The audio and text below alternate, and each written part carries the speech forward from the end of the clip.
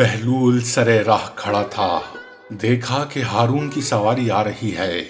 उसने मुंह के गिर्द दोनों हाथ रखे और जोर से पुकारा, हारून हारून हारून। हारून उसकी आवाज पर चौंका। उसे गुस्सा भी आया। उसने अपने खुद्दाम से पूछा, ये कौन गुस्ताख है जो मुझे इस तरह पुकार रहा है? हुजूर, ये दीवाना बहलूल है। मालूम होता है इसका दिमाग आज बिल्कुल ही काम नहीं कर रहा। किसी गुलाम ने बहलूल को बादशाह के अताब से बचाने की कोशिश की। हारून ने सवारी ठहराने को कहा और बोला, बुलाओ इसको। बहलूल करीब आया तो गुस्से से बोला, तू जानता है कि मैं कौन हूँ? बिल्कुल जानता हूँ। बहलूल ने सर हिलाया। आप ऐसे इंसान हैं कि अगर मशरक में किसी कमजोर पर जुल्म हुआ तो बाज पुरस आपसे होगी। हारून लरस गया। उसकी आंखों के गोशे नम हो गए। उसका गुस्सा फरो हो गया और वो नरमी से बोला, बहलूल, तूने ऐसी बात कही है जो मेरे दिल पर जाकर लगी है। तेरी कोई हाजत हो तो बयान कर। मेरी हाजत यह है कि आप मेरे गुनाह माफ करके मुझे जन्नत में दाखिल करवा दें। बहलूल ने कमाल संजीदगी से कहा। गिरदो पेश खड़े लोग मुस्कुराने लगे। हारून ने एतराफ किया, बहलूल, तुमने ऐसी बात कही है जो मेरे बस में नहीं। हाँ, मैं तुम्हारे कर्जे चुका सकता हूँ। नहीं, आप ये भी नहीं कर सकते। बहलूल ने जोर देकर कहा। क्यों? हारून ने तुर्शी से सवाल किया। एक कर्जा दूसरे कर्जे से अदा नहीं हो सकता।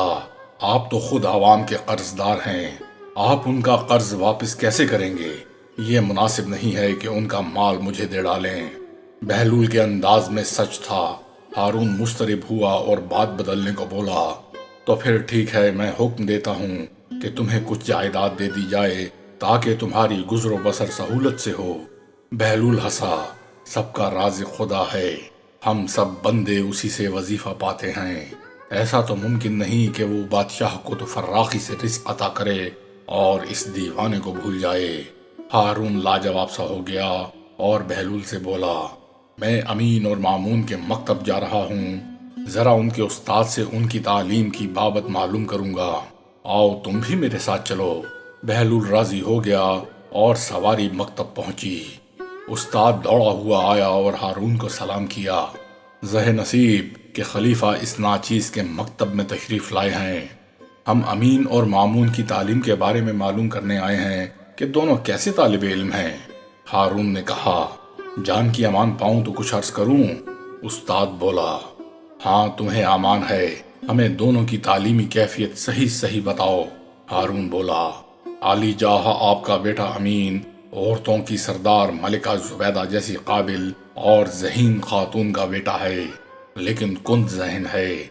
मगर इसके बराक्स आपका बेटा मामून बहुत ज़हीन और दानिशमंद और बाविकार है। ये तुमने अजीब बात कही है। मैं इसे तस्लीम नहीं कर सकता। हारून ने हैरत से कहा, मैं इसका सबूत मुहैया कर सकता हूँ। उस्ताद ने जवाब दिया, यकीनन तुम्हें शहजादों के बारे में इतनी बड़ी बात बिला सबूत नहीं कहनी चाहिए। हारून ने नागवारी से कहा, मैंने ये बात तजर्बे के बाद कही है। उस्ताद बोला, उस वक्त अमीन और मामून थोड़ी तफरीह के लिए बाहर गए हुए थे। मैं ये कागज मामून के बैठने की जगह फर्श के नीचे रखता हूँ और अमीन के बैठने की जगह नीचे ये ईंट रख रहा हूँ। जब वो आ जाएं तो आप मुलाहिजा फरमाइएगा कि मेरी राय किस हद तक दुरुस्त है। थोड़ी ही देर में अमीन और मामून वापस आ गए। हारून को देखकर दोनों हैरान हुए और उसे आदाब किया।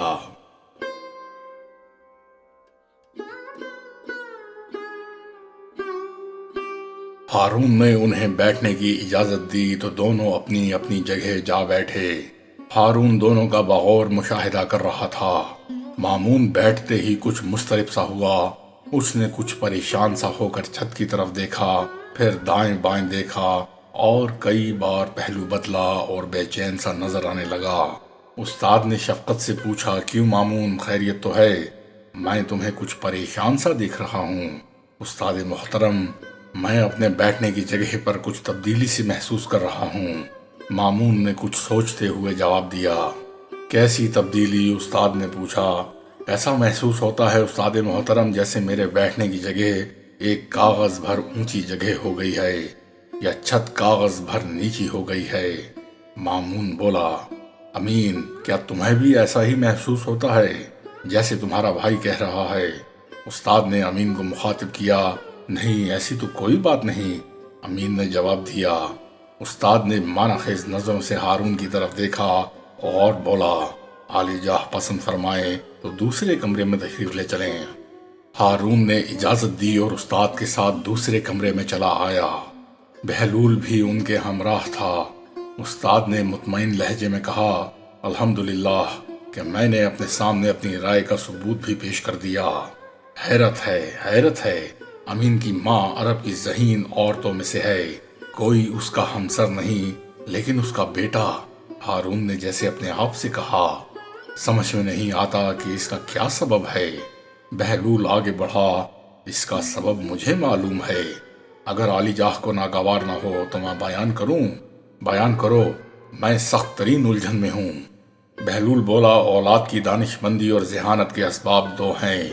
اول یہ کہ عورت اور مرد کے درمیان رغبت اور فطری خواہش ہو تو ان کی اولاد ذہین، ہوشیار اور عقل مند ہوتی ہے۔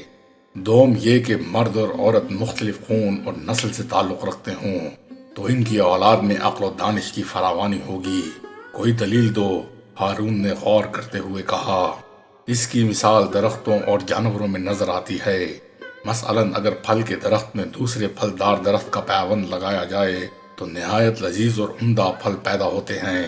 اسی طرح گدھے اور گھوڑے کے ملاپ سے خچر پیدا ہوتا ہے جس کی ہوشیاری، طاقت اور پھرتی کا جواب نہیں۔